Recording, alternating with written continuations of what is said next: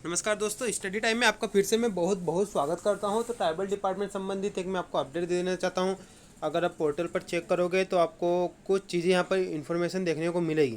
देखिए, पोर्टल पर आप जैसे ही इस पोर्टल पर जैसे ही लॉगिन करोगे तो आपको दो ऑप्शन दिखेंगे, डीपीआई का और एक ट्राइबल का। ठीक है, तो चलिए शुरू करते हैं। और शुरू करने से पहले आप सबसे रिक्वेस्ट है, अगर आप फर्स्ट टाइम विजिट कर रहे हो तो चैनल को जरूर सब्सक्राइब कर लीजिए। चलिए, तो यहाँ पर ट्राइबल का जो ऑप्शन है उस ऑप्शन पर जरूर जाइए। जैसे कि ट्राइबल का जो ऑप्शन दिख रहा है आपको, ये इसे क्लिक करिए। इसे आप जैसे ही क्लिक करोगे तो आप ट्राइबल के होम पेज पर चले जाओगे। ओके, अब ये जितना भी इंटरफेस है ट्राइबल संबंधित है। ट्राइबल की वर्ग 1, ट्राइबल की वर्ग 2 और ट्राइबल की वर्ग 3 की भर्तियाँ सभी इसी पोर्टल से होगी।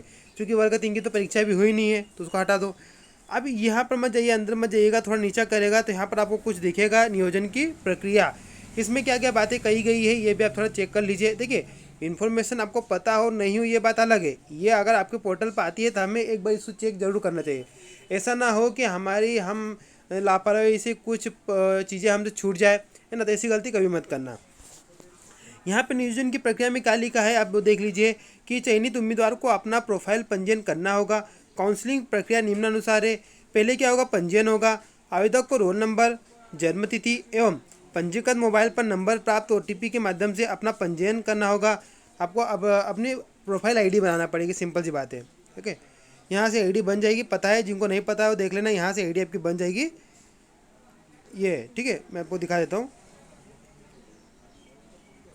या आप मुख्य पृष्ठ पे होगे तो यहाँ से आपकी आईडी बन जाएगी, कैंडिडेट साइन अप। यहाँ आप अपनी रोल नंबर, जन्मतिथि, तारीख वारीख सब डालकर अपना ओटीपी आएगा आपके मोबाइल नंबर पर, उससे लॉगिन कर लेना। चले, ये तो ठीक है। आगे यहाँ पर लिखा गया है कि डॉक्यूमेंट अपलोड होगा। तो प्रोफाइल लॉगिन करने का अब आपने अपने आईडी तो बना ली, प्रोफाइल आईडी। अब लॉगिन करने के उपरांत आवेदक को पहले से भरी गई प्रविष्टि के अनुसार डॉक्यूमेंट अपलोड करना पड़ेगा, नवीन प्रविष्टि करना होगी। फिर चॉइस फिलिंग करना पड़ेगा आपको। अपने आप डॉक्यूमेंट अपलोड कर लिए और अब आपको चॉइस फिलिंग करना पड़ेगा। आवेदक एमपी ऑनलाइन के माध्यम से विषयवार, जिलावार, स्कूलों के प्राथमिकता क्रम दर्ज कर शुल्क भुगतान करने पर चॉइस लॉक हो जाएगा। चॉइस में संशोधन चॉइस फिलिंग की अंतिम तिथि तक की जा सकेगी।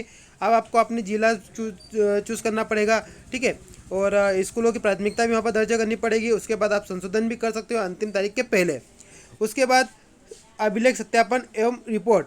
तो यहाँ पर आपको अभिलेख सत्यापन, डॉक्यूमेंट वेरिफिकेशन करना पड़ेगा और रिपोर्टिंग करना पड़ेगा। अब ये कैसा होगा, जिला सहायक आयुक्त स्तर पर चयनित आवेदकों के अभिलेख मूल प्रमाण पत्रों का सत्यापन उसी जिले में किया जाएगा जिस जिले में के लिए आवेदक का चयन हुआ। अब यहाँ चयन होने से मतलब ये नहीं कि आपको वो जिला मिल गया, नहीं।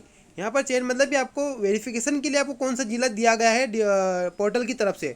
अगर आपको आपने जैसे कि पहला जिला खरगोन डाला और आपको खरगोन ही मिल गया तो आपको खरगोन में ही वेरिफिकेशन करवाना पड़ेगा। आप कहीं दूसरी ओर वेरिफिकेशन नहीं करवा सकते, सिंपल, ठीक है। तो यहाँ पर चयन का मतलब ये है कि आपको जिस जिले के लिए चयनित किया गया है वेरिफिकेशन के लिए, ओके। तो यहाँ पर ये ना समझे कि आपका जिस जिले में चयन हो गया।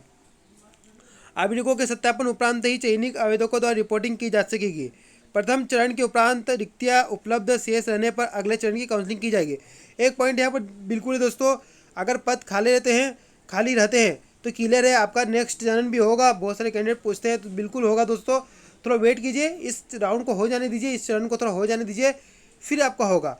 आप देखिए किस तरह से आपकी वेटिंग लिस्ट क्लियर होगी, किस तरह से पहले चरण में किसका नंबर आएगा। ये सब कुछ मैं नेक्स्ट वीडियो में अच्छे से आपको एक छोटा सा एग्जांपल लेके समझा दूंगा। बाकी आप बने रहिए। अगर आप फर्स्ट टाइम आ रहे हो तो चैनल को जरूर सब्सक्राइब कर लीजिए। धन्यवाद।